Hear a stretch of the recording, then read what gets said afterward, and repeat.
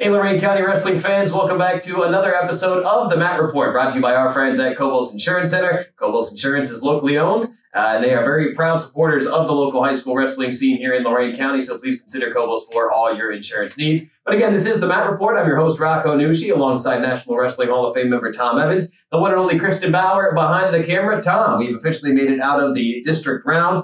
Divisions 1, 2, and 3. Nice showings from all of our local schools, the girls as well. A nice showing from them this past weekend. Let's start in Division 1, where it was brutal, as you were telling me beforehand, but still an okay showing for some of our local schools. Yeah, Perrysburg was the bloodbath that we expected, quite honestly. 20 out of 48 qualifiers, 24 were either St. Ed's or Perrysburg. St. Ed's qualified all 14, Perrysburg qualified 10. Of course, Perrysburg led by former Lorain County native Scotty Burnett, Lurie Catholic graduate, three-time state champ over there. A really nice team this year.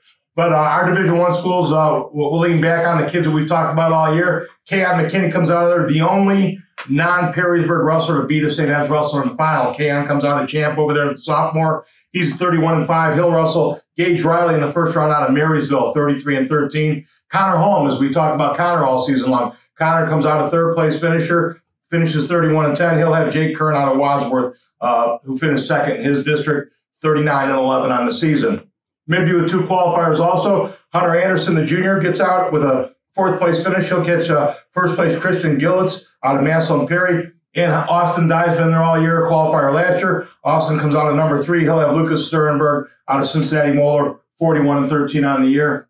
Our last qualifier, Jack Marconi, from that really strong Avon Lake team that kind of got beat up a little bit last weekend at Perrysburg, but Jack comes out at number 3. He's 47-6 on the year. He'll have Andrew Palmer out of Grove City, 41-10 in the first round. I think that kind of shows you just one guy coming from Avon Lake after how much we talked about them all year, and certainly a great season and not taking anything away from them at all. But just to have one guy get through, like you said, Perrysburg and St. Ed's really kind of dominating. I think that just goes to show people who maybe don't know, how tough it is just to get through that district round. Yeah, unless you're there and you experience it, the number of quality wrestlers going down in any given round. I saw Nate Perry. It looks like he lost on a medical default at some point in time. So, it's just brutal. And every guy's coming out there, and there's a lot of faces that you know, a lot of faces you don't know. Yeah. So it's every round you got to bring your A game, and everybody's goal is to get to that state tournament, and only 4 can get there out of 16 in every weight class. So it gets really, really rough. And I do want to give a shout out to Sean Bennett from the Chronicle Telegram. He was all over it with the reporting on Twitter, with the live tweets, keeping all the fans and stuff updated. But he had a nice article kind of recapping Division I, and Hunter Anderson, the first of the Anderson clan,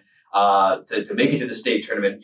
His brother Zach, as you were telling me about, very talented wrestler, but that's nice bragging rights there for Hunter at the holiday dinner table for years to come, certainly. So in Division 2, Firelands Vermilion, where were they at? How did they fare? Well, they went opposite ways. Firelands went over to Garfield Heights. Kevin Williams got out and finished at number 4. He'll have Dave McClellan, who's a defending state champ at 132 in the first round in his first match. But Kevin did a nice job. We talked about Ruben Pino Lorenzana. I think Kevin is his cousin. So a little family affair there. I think they were kind of getting on down together. But Kevin's had a really, really nice season, came out strong. Vermilion, we know, went out to Norwalk. Owen Kaiser, the 150-pounder, came through, finished 2nd place.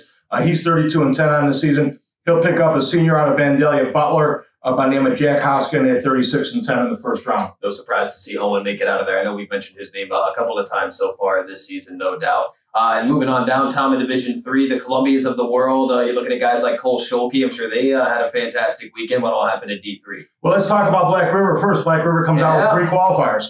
A little bit of a surprise there. Nobody in the championship round, but Joey Dennis, 120-pounder, comes out as a 4th-place finisher. He'll catch a 2-time placer in Cooper Shore in the first round. He's going to have his hands full. Cooper's 46-0. Anybody remembers that name? Cooper's sister was the first female wrestler to win a match at the state tournament. Oh, wow. That's a good wrestling family. Charlie Wells, the 215-pound senior, comes out at number 4. You catch the number 1 guy at Harrison Central, who was 6th in the state last year. Cooper McKee, the heavyweight. Boy, he just kept battling and battling and battling. The Clearview wrestler had to better him most of the year, but Cooper was just solid all weekend. Even in his losses, he was solid. He comes out at number 3. He'll catch a Liberty Center wrestler who was 5th in the state last year, Owen Box, in the first round. So nice showing by the Black River Pirates. Elsewhere in D3, like I said, Columbia, I'm sure they had a nice showing. Who else was noteworthy? Well, these are the studs we talked about all year. Cole Schulke comes out. Cole's a 3-time a two-time placer. This is his fourth trip down in the state tournament. He goes down at 45-2. He'll pick up no Carver Russell in the first round. Hayden Garrow, the senior. Again, we talked about Hayden coming back from knee injuries. Really proud of Hayden. His first loss to a Division III wrestler. Lost in the semis. Real tough bout to a defending state placer. Did a nice job of gathering himself. Came back and finished third. He'll catch a wrestler out of Archbold in the first round. That's 59-3. Wyatt Ripke. Keystone, Tristan Green. We talked about Tristan all year long. Tristan comes out at number 1. He was fourth last year, Division II. He's 43-2 right now. He'll catch a wrestler, a senior out of West Milton Union by the name of Nathan Baker, who's 40-6. Diego Morales, I want to give him a little honorable mention. Boy, Diego wrestled real well. He comes out as an alternate for Keystone, but Diego got hot at the right time and just come up a match short.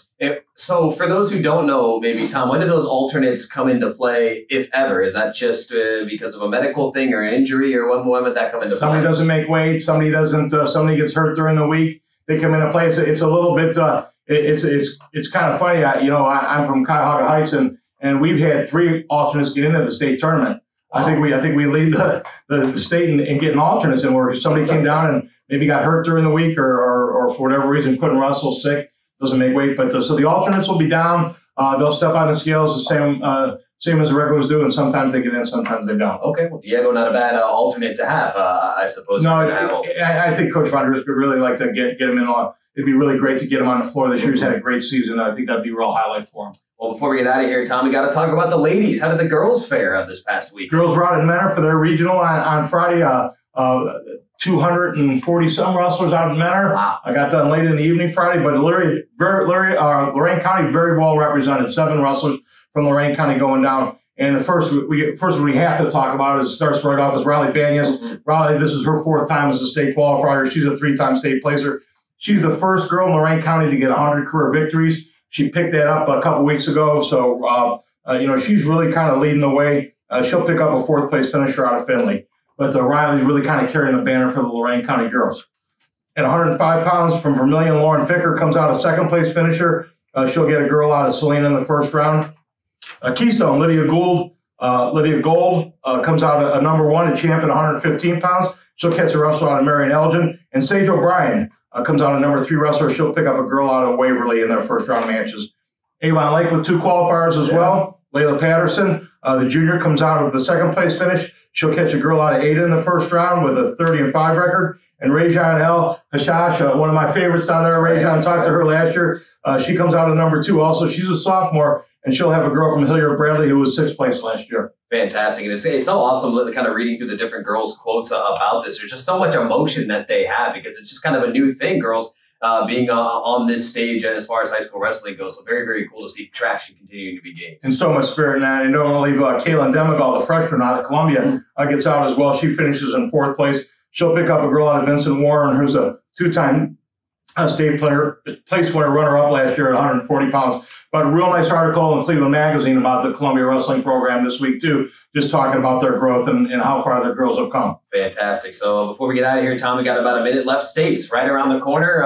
Anything that you got your eyes on in particular? Well, I'm going to get down there front and center. I'm going to see how they have it all set up. I think they'll go divisions 1, 2, 3, and then have the girls on their end. So I'm going to make sure I strategically get my seating correct, because with 7 girls on there, I want to make sure that we get enough of coverage of them. But wrestling will start at 1 o'clock on Friday. It'll go till about 9:30 at night. So they'll go along on Friday. Saturday, they'll come back with quarterfinals. The rest of the semifinals at 5:30 on Saturday night. Placement matches on Sunday morning. Championship bouts begin at 5 o'clock on Sunday night. All right, we'll talk about it next week. So that'll put a bow on this week. For Tom Evans and Kristen Bauer behind the camera, I'm Rocco Nucci saying thank you for watching the Matt Report, brought to you by Cobos Insurance Center. We'll see you guys next week.